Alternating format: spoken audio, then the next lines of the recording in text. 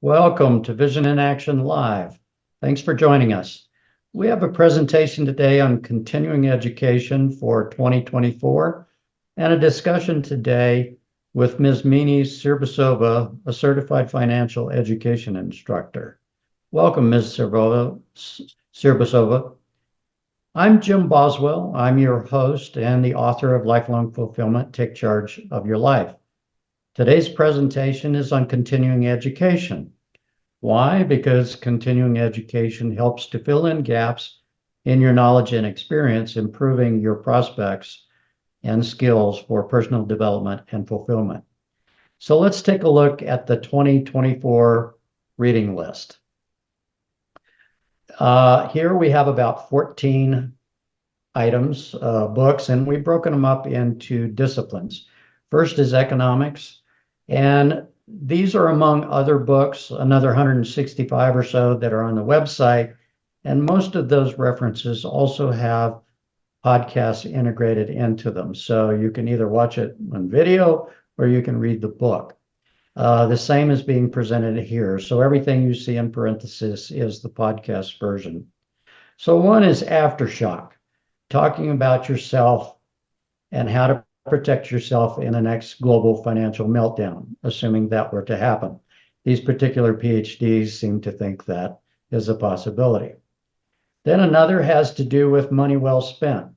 You know, how our stimulus from 2007 and 2008 and 9 was spent and what impact that had on our US economy. Thank you for being late. Thomas Friedman is pretty famous for The World is Flat. That's one of his books. And he's very cognizant to speak to the evolution of our industry, technology, and how that impacts everybody's lives. Then there's the do's and don'ts of money. And you'll recognize this name because Susie Orman's been working in this space for better than 30 years. And there's two books there. One's Do's and Don'ts, and one's the money book for the young, fabulous, and broke, which we hope that you are not one of. Let's look at another area. Sociology. Enlightenment Now. This kind of makes a case for reason, science, humanism, and progress. And this is Steven Pinker. And in fact, I've even seen his TED podcast, and he's quite good. The Lexus and the Olive Tree. Again, we're back to Thomas Friedman. This is a little bit of an accident, but it's a different take on how things are changing. The White Man's Burden. This has to do with how, as the West, we have struggled to aid the rest of our population and done such a poor job and done so little good, expending quite a bit of money. The other is a book about the working poor, the invisible people in the United States of America, and how this impacts them. So these are things that are good to have in your knowledge base. Let's look at lifelong fulfillment just as an area. One is essentialism, the disciplined pursuit of less. This is Greg McEwen, and it's also available on a podcast version. How to Win Friends and Influence People. This is Dale Carnegie, clear back in 1964, talking about interpersonal relationships. And he certainly was one of the experts. And then there are rules of thumb, how to stay productive and inspired even in the most turbulent time. This is by Alan Weber. And it has some good points, both on a personal and professional basis, for you to rely on. And we look a little bit in business and psychology. In business, we look at irresistible, the rise of the addictive technology that we currently experience and the business of keeping us hooked to it. And in psychology, we look at drive. This is by Daniel Pink, The Surprising Truth About What Motivates Us. It's always good to know what our personal motivations are and the generic motivations of our population are, both at a personal level and professional. So in conclusion, we just want to suggest to you that these are ones you might want to check out. Again, there's a huge amount of pre-qualified, vetted, authoritative books and podcasts on the website for you to use. You don't necessarily have to do this list. They will ultimately make it to the website list anyway. You may have your own list depending upon your priorities for education and your unknowns and the things you want to spend your time on. You may have a completely different list. We encourage you to be reading and watching podcasts and expanding your horizons, nevertheless, based on your own focus. We remind you that in the recycling world, recycling bookstores are really a great find if you want to go the book route, and they're easy enough to do. You can check out this for specifics on the continuing education newsletter, which is available at the website lifelongfulfillment.com. We think you'll find it very instructive. Now's the time in our program when we entertain the perspectives of point solution experts and people leading self-directed lives. Today's presentation will be on personal finance, and we're doing that with Ms. Mimi Cirbusova, Certified Financial Education Instructor. Mimi, welcome to Vision in Action Live. We're happy to have you here. Thank you so much for having me. I'm so thrilled that I get to chat with you today. Well, good. I may not have done full justice to your introduction. If there's anything that the audience ought to know about, maybe you could fill us in. Yeah, sure. So I am a certified financial education instructor, which is just a fancy word for I basically teach people how to not be quite so weird about money and how to manage it in a way that feels in alignment with their lives. I started this because I went on my own debt freedom journey. I was very much a financial scaredy cat most of my life and realized that I needed to change things, but I also didn't want to do it in a way that felt icky and gross, which is kind of what I kept seeing when I would hear those talking heads on TV or on the radio talking about finance. It didn't feel at all connected to my reality. And it also made me feel like there was something inherently wrong with me because I Mhm. didn't know how to manage money. And the truth is none of us come into this world knowing how to manage money. It's a learned skill. So I started figuring this out. I shared it with other people. And the more I started sharing it, the more I realized I was so not alone in the way that I felt.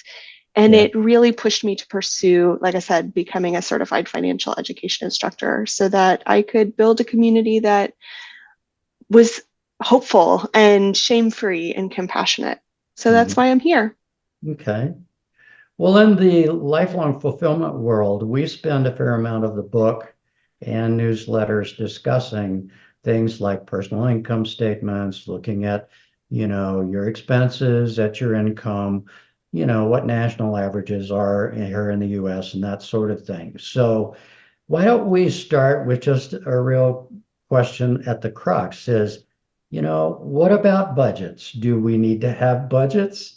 And how do you approach that particular subject?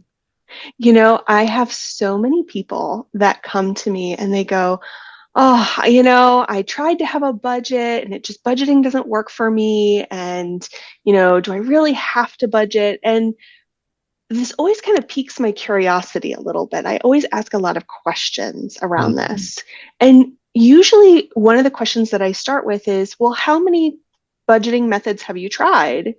And they kind of get quiet and go, oh, is there more than one budgeting method? And it's like, yes, absolutely. There's actually a whole variety of budgeting methods.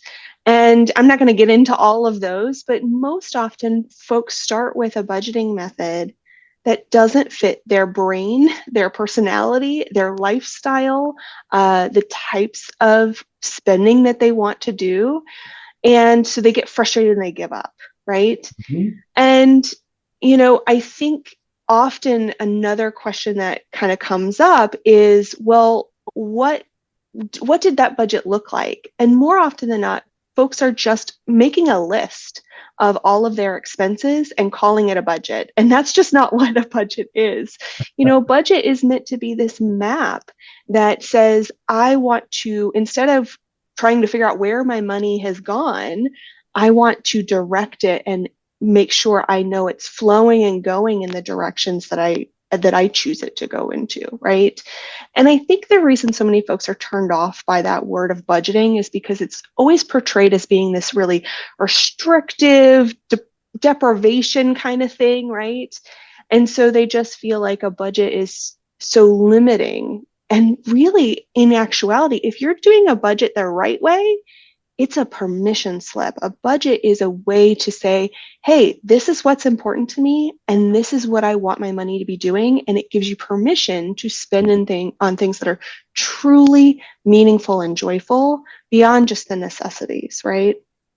I think it's, kind of two different pain points that we see where it's folks kind of have a preset idea of what a budget is. Mm-hmm. And then the other part is they don't really know their true numbers, their real numbers inside and out, and that makes it tricky to budget. So if we can kind of get past those two pieces, budgeting becomes much less scary.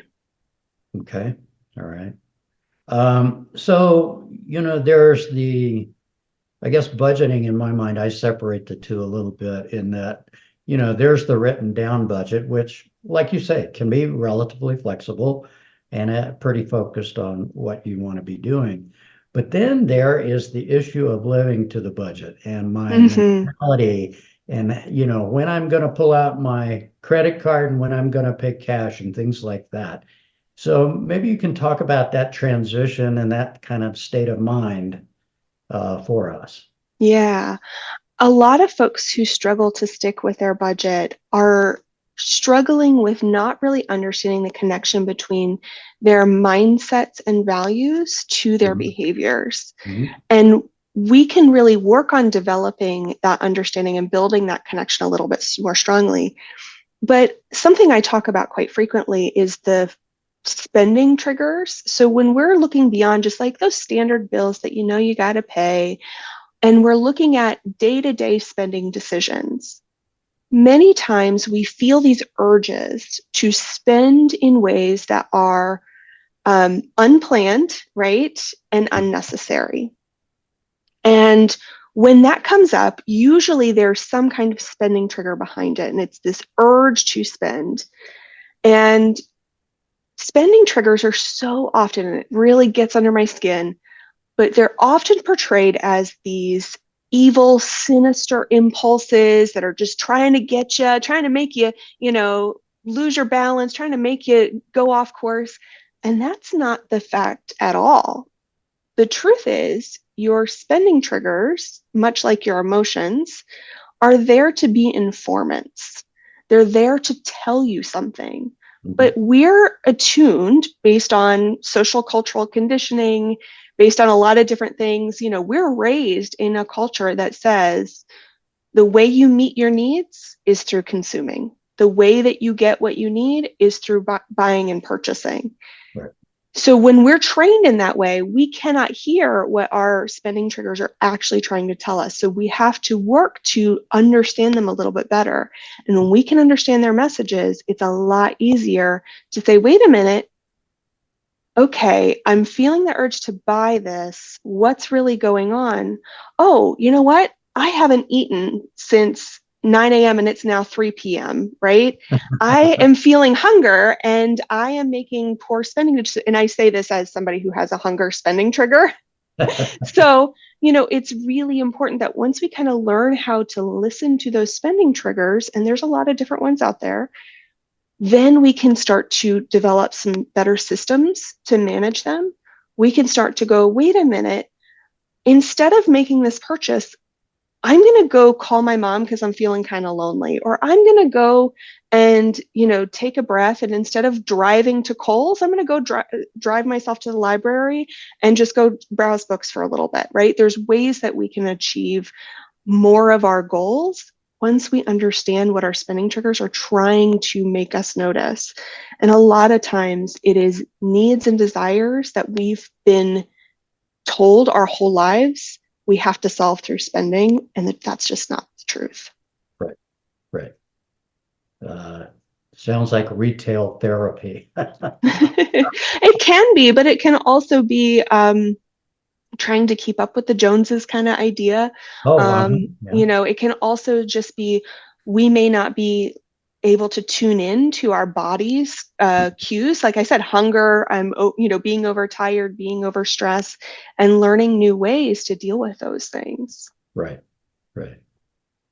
Well, sounds like I need this for my Costco trips. Costco is a great place, but boy, oh boy, it can be Yeah, really dangerous sometimes. yeah, big temptation. So, how do we differentiate good financial advice from bad, or Yeah, say not quite as effective? Uh, sure. how's Yeah, that? I think it really is important to start off with, if you're listening to someone talk, and now everybody's got great personal stories, and that's wonderful. Mhm. But someone's personal experience does not make them qualified to educate or to train or to coach. And it's really important that you look at a few different things. So number one, what is their background, right? In my own journey, I paid off over $20,000 of debt and did it while working mostly part-time at a really teeny tiny nonprofit, right? Mhm. And that in and of itself was not enough to make it possible for me to go and teach others. So it was important to me that I go and I got a certification and a qualification to make it possible for me to speak to folks. But even in that itself, there are boundaries to what I can offer and what I can do. So, a good place to look if you're not really quite sure what someone's qualifications might be, if they're saying, oh, I'm an expert in this, or I have this qualification, is FINRA, which stands for Financial Industry Regulatory Authority. It's a long word, but basically they Right. have an outline of professional designations, and it can tell you a little bit about where did they get that certification, how often they have to renew that certification, right? But I think even more importantly is looking at someone's motivations. I really caution against folks who use very high pressure sales tactics. Now, all of us, including myself, we got to, pay our bills and we got to feed ourselves, clothe ourselves. But if someone is making you feel like they are the only person who can solve your problem, Right. and you need to sign up right this minute, be really cautious. Like that's a big red flag. I also would encourage folks to look at how do they accept payment, because someone who uses like Venmo, WhatsApp, Cash App, things like that, you got to kind of question, how legitimate is their business? Have they set it up formally, right? Right. A legitimate business does not usually accept payments that way. Also look at what do they give away for free? Is everything behind a paywall, or do they give away information for free that you can actually use and apply for your life? And then I think the other thing is looking at the problems that folks solve. What do they specialize in? For instance, I work with a lot of folks who are in debt, but there are plenty of times that I will say to someone, your specific situation is so complex and so nuanced that it would serve you better to work with someone who's a nonprofit certified credit counselor, right? So I'll refer them to the National Foundation of Credit Counselors and say, hey, this is who you need to speak to instead. If they're Mm. not willing to refer you out to other people who might be a better fit, that's another big red flag. Okay. All right. That's really important information you've just given us. Okay, so let's assume I'm a client that, let's just say I generally am out of control, but not too bad.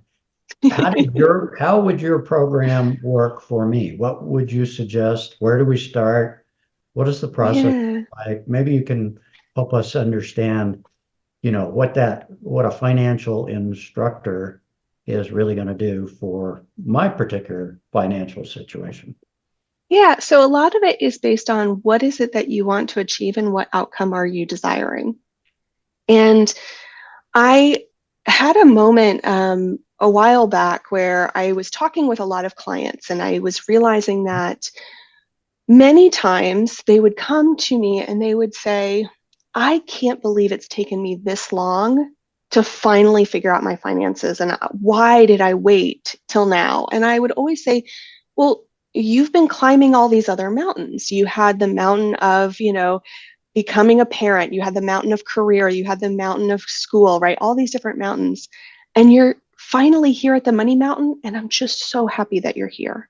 And maybe it took you till you were in your 40s or your 50s to get here, but I'm just so glad you're here now. And it was one of those moments when you know that the universe is kind of like just dropping information into your brain. And I realized what the money mountain really looked like. And it's multiple layers of these foundational principles that anyone can learn. And if we can master those foundational basic principles, we can move much more swiftly, and we don't have to get caught up in all the, stuff that's not all that important, right? So the money mountain is this framework that I use with my clients, and we always start with basic survival needs. If you don't know where your next meal is coming from, it does not serve you for me to talk to you about Roth IRAs or high yield savings accounts, right? Right. So once we get past that, then the next layer up is, what is your mindset and your values? So many times I'm working with folks on helping them to understand the connection between their mindset, their values, to their spending behaviors and their decisions about money, right? And much of that goes way back into childhood and how it has impacted them, right? Then once we kind of work through that, then we got to get into the real numbers. So the first step is very looking inward, and the next is kind of looking outward and saying, what are your real numbers? What is your income? What are your expenses? How much are you putting into investments or savings, right? Things like that. Right. After we kind of establish what is your mindset, what's your values, and then what are your real numbers, then we can get into goals and circumstances, because you can have any goal that you want, but you can't work on all goals all at once, right? Like it's okay to have a lot of different goals, but you're not going to get very far if you're working on 10 different big goals all at one time. And then we each have different circumstances that are going to affect our lives. For instance, I'm a part-time caregiver for someone in my family. That impacts how much time and energy I can be putting into things like growing my income or putting into, finding other streams of income, right? Because time is a resource, right? I'm not a parent yet, but I'd like to be. That's going to impact my finances. And then once we kind of look at those goals, circumstances, we know our real numbers, we have a good understanding of the things that our brain is doing that impacts our financial decisions, then we can get into building wealth. And a lot of people want to start here, but that pinnacle, that top of this money mountain isn't going to go, you're not going to get very far if all these other foundational pieces are weak below it, right? And so I really focus on with folks 3 pieces to building wealth. One is investing, getting to understand the basic foundational steps to good investing skills. The other is saving, looking at long-term and short-term savings, and then credit, because credit impacts so many things in our lives, and understanding how to build credit in a way that is not about hustling and grinding, but about slowly over time showing good credit building skills. So that's really, to me, the framework that I use. And there's lots of different, pathways people can take. But that's always how I'm kind of seeing things at a 30,000 foot level. Okay. So is there a typical client that comes to you, a typical situation, or is there too much variety to generalize at all? Well, it's interesting because, I have noticed some similarities amongst the people that reach out to me specifically, right? Most of the folks who are reaching out to me are individuals that are making a decent living. They're earning a decent, amount of money. It's not poverty wages, but they are often in a position where they've said, I just don't want to continue struggling with this. I'm great in my career. I'm smart. I'm capable. I'm a high achiever. Many of my clients I've noticed this trend, especially lately. Most of my clients are millennial eldest daughters. Don't know why, it's a thing.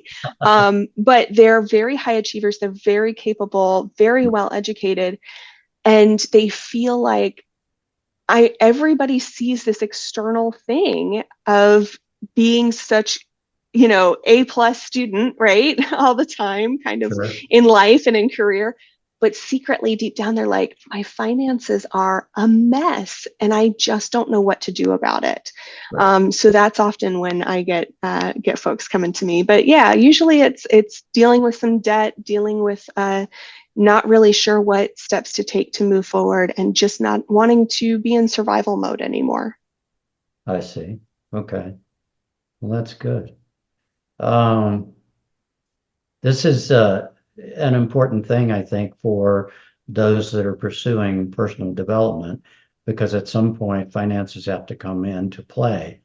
One Yeah, of the things that we emphasize is that, without the financial muscle, your world is a little smaller in terms of how you can set goals and actually achieve goals and prioritize toward those goals. So this is a very important area, in my opinion. I agree. So, what other comments would you have for our audience of financial novices? I think the biggest thing is I really want to emphasize the fact that you don't have to like your real numbers for them to be helpful to you. Many times people are afraid to look at their real numbers, look at where their money is going and flowing, because they're afraid that it's going to say something about who they are. And that's just not true. And everything with finance is temporary. So just because you have a low credit score, or maybe you're in quite a significant amount of debt, or maybe you are dealing with a situation that seems like it's just insurmountable, right? Mhm. Everything is temporary. And the trick is really understanding that what is mentionable is manageable. If you can talk about it, if you can look at something in the eye, if you can look a problem in the eye, Right. you can deal with it. And if you are in a position where you're just feeling like a financial scaredy cat, I can tell you both from experience and from working with many clients, that's not going to be your forever if you don't want it to be. I see. Okay. So it's kind of having some faith that you can get through this and get out the other end with a different financial. Yeah. Yeah. Yeah. I always tell my folks, like, if you can learn to jump off the diving board, the big diving board in, summer camp as a kid, you can figure out your finances, I promise. That's good. That's good, Mimi. Okay, so how would people reach you if they're of a mind to reach out based on this discussion? Sure, absolutely. So the best way to connect with me is always through my website, meadowsweetmoney.com. I have links to everything, including my podcast, as well as my Patreon that supports my podcast. They're a wonderful group of people, and it's such a loving community and compassionate community. I also do different workshops throughout the year. Oftentimes they're free of charge, so you can get connected to that. And then I also have a Substack newsletter. So twice a month on the new moon and the full moon, I send out newsletters that are just kind of more than anything a little pep talk to remind you that finance doesn't have to be scary, and it certainly doesn't have to be the way that you have always heard it to be, right? So it's a lot of fun, and I try to infuse my own like goofy little sense of humor into it as well. Well, great. We look forward to that opportunity. So thank you so much, Mimi, for joining us today and, giving us some really serious perspectives on finance at a personal level. It's really important, and I'm sure you're doing a great job for all your clients. Thank Thanks you so again. much. All right, thanks, Jim. We'll see you next time. And in closing, I want to thank our guest today, Ms. Mimi Cirbusova. Feel free to give her a call if you're interested. Vision in Action Live podcasts include presentations of important material from Lifelong Fulfillment and interviews with subject matter matter experts, and people already leading self-directed lives. Vision in Action Live podcasts are every week and will be announced in advance. Thanks for tuning in. We hope you found it helpful. You can check out the continuing education newsletter, the book, Lifelong Fulfillment, other collateral materials, and this podcast on the website, lifelongfulfillment.com. You can also find us on Facebook, LinkedIn, Goodreads, Online Dinner Party with Mark Lee, Doing Business with a Servant's Heart, and the Conscious Living podcast with Jackie Woodside. I'm Jim Boswell, your host. Comments and questions on the podcast or the book are welcome at the website and at jim@lifelongfulfillment.com. Thanks again for watching. We look forward to seeing you again on another episode of Vision in Action Live.